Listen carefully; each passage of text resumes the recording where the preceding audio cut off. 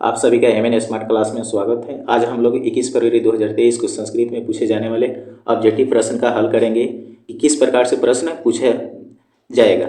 जैसा कि हम जानते हैं कि 100 प्रश्नों में से हमें 50 प्रश्नों का ही हल करना होता है। तो लेट्स स्टार्ट। पहला प्रश्न है, स्वर्णमय पात्र से किसका मुंह ढका गया। स्वर्णमय पात्र का मतलब होता है सोने के बर्तन से। तो सोने के बर्तन से किसका मुंह ढका गया है, तो सत्य का मुंह ढका गया है। नेक्स्ट है कि चंचल पद में कौन सी संधि है। तो चंचल पद में कौन सी संधि है, तो व्यंजन संधि है। किसमें अपनी अपनी विभक्ति को छोड़कर मिलते हैं, तो वह समास में जाकर मिलते हैं। नेक्स्ट है आपका कि प्रजातंत्र का विग्रह क्या होगा। तो प्रजातंत्र का विग्रह होगा प्रजनन तंत्रम। नेक्स्ट है पृथक अव्यय के योग से कौन सी विभक्ति नहीं होती है। तो पृथक अव्यय के योग से तृतीय विभक्ति नहीं होती है। नेक्स्ट है कि यस्य भावेन भव लक्ष्मण सूत्र उदाहरण का वाक्य कौन सा है। तो इसमें है होगा उदिते सूर्य सह गृह गतम। इसका ऑप्शन नंबर क्या हो जाएगा, सी हो जाएगा। नेक्स्ट है निक्सा अव्यय में कौन सा योग विभक्ति है। तो निक्सा का मतलब होता है नजदीक। तो इसका आंसर क्या होगा, इसका आंसर होगा षष्ठी। नेक्स्ट है आपका कि संभवम में कौन सा उपसर्ग है। तो संभव में आपका सम उपसर्ग है। नेक्स्ट है धनुषा का मूल शब्द क्या है। तो धनुषा का मूल शब्द क्या है, धनुष है। अगला है कि अस्थि अस्थि किस धातु का रूप है। तो अस्थि जो है अस धातु का रूप है। मथ जो कत्वा, तो इसमें कौन सा अव्यय होगा। तो इसमें होगा आपका मथित्व। नेक्स्ट है आपका कि सर्वदा में कौन सा तद्धित प्रत्यय है। तो सर्वदा में आपका दा प्रत्यय है। रजा का स्त्रीलिंग क्या होता है। तो रजा का स्त्रीलिंग क्या होता है, रजकी होता है। नेक्स्ट है अनोनहियान डैश महियान, मतलब छोटा से छोटा और महान से महान क्या है, तो आत्मा है। तो अनोनहियान मह तो महियान हो जाएगा। मंगला पाठ में कुल कितने मंत्र हैं। तो मंगला पाठ में टोटल मंत्रों की संख्या कितनी है, 5 है। पटना में हमेशा युद्ध और आग से भय से ग्रसित रहेगा, ये किसने कहा था। तो ये भगवान बुद्ध ने कहा था कि ये जो पाटलिग्राम है आगे चल के एक महानगर बनेगा, लेकिन दुख से भय से आग से हमेशा क्या रहेगा, ग्रसित रहेगा। अब काव्य मीमांसा के लेखक कौन है। तो काव्य मीमांसा के लेखक है आपका राजशेखर।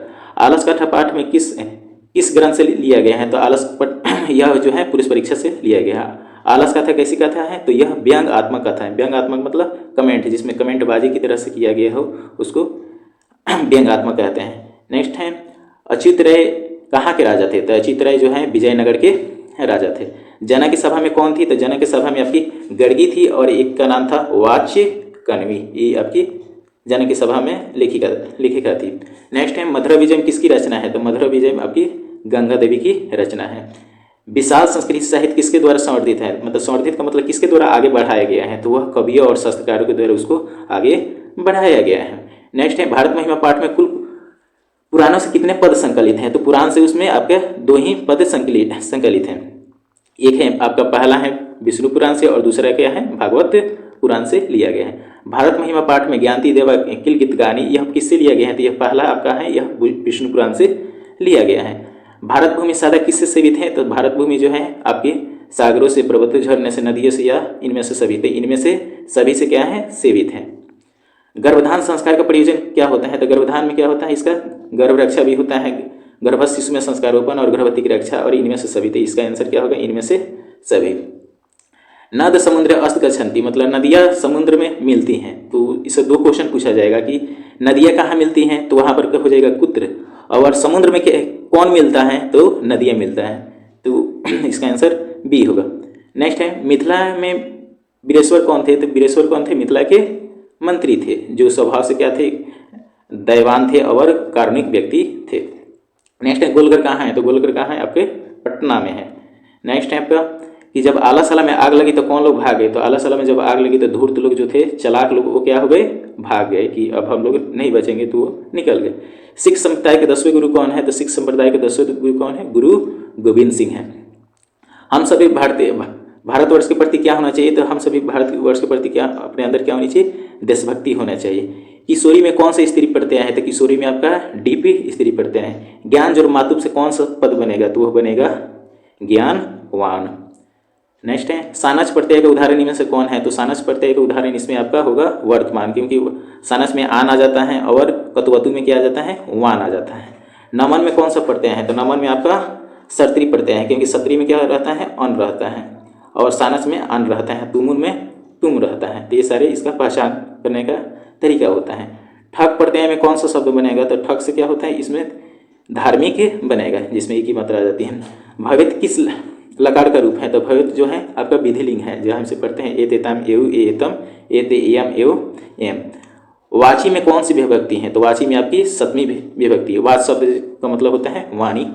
तस्मीन, इसमें तद शब्द का रूप है या तत्शब्द का यह मूल रूप है।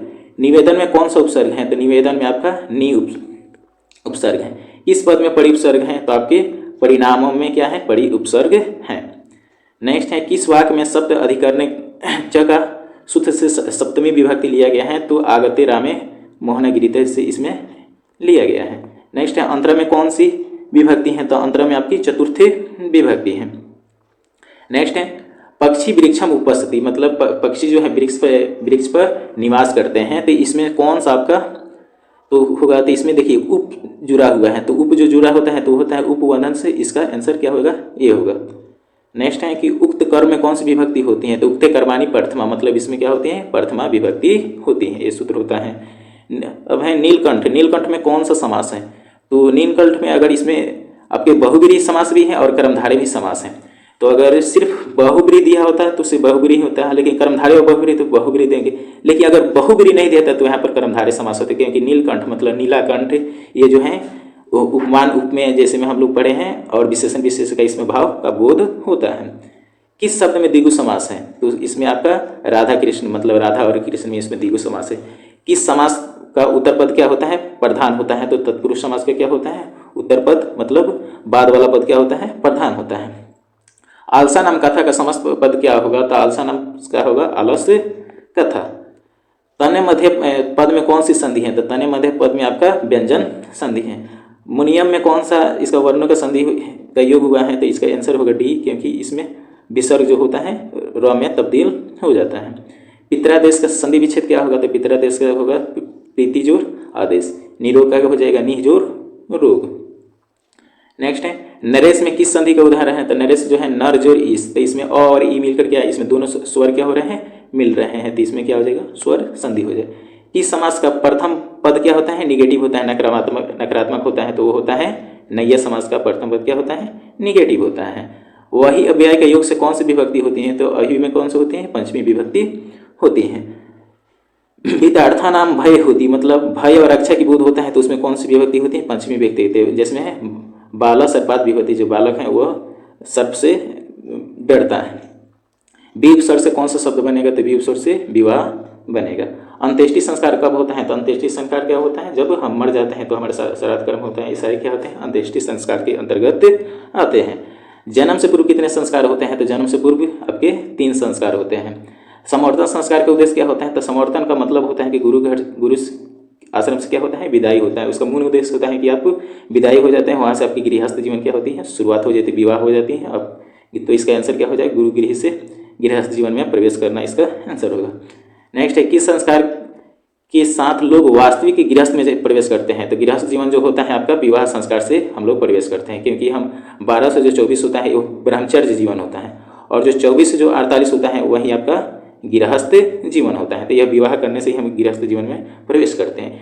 नीति श्लोक पाठ में किस ग्रंथ से संकलित है, तो यह विदुर नीति से लिया गया है, जिसमें महात्मा विदुर से धृतराष्ट्र प्रश्न पूछते हैं और महात्मा विदुर उसका आंसर देते हैं। विद्या की रक्षा किससे होती है, तो विद्या की रक्षा क्या होती है, योग से होती है। योग मतलब होता है एक्सरसाइज, अभ्यास। जितने ज़्यादा हम अभ्यास करते हैं उतने ही ज़्यादा विद्या की क्या होती है, रक्षा होती है।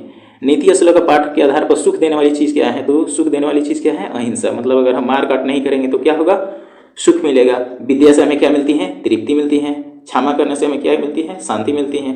और धर्म की रक्षा किससे होती है, सत्य से होती है। नीति श्लोक पाठ में कुल कितने श्लोक हैं, तो टोटल इसमें क्या है, 10 श्लोक हैं। नेक्स्ट है राम प्रवेश, राम को छात्र नाम अध्ययन तप, मतलब जो छात्र का अध्ययन होता है तपस्या समान है। यह बात किसने कहा था, तो उनके गुरु ने कहा था कि छात्र का अध्ययन क्या होता है, तपस्या समान होता है। राम प्रवेश, राम का जन्म किस गांव में हुआ था, तो वो आपका भिखनटोला में हुआ था। यह जो भिखनटोला कहाँ है, आपके बिहार में है, जो बहुत ही क्या है, दुर्गम प्रांत है।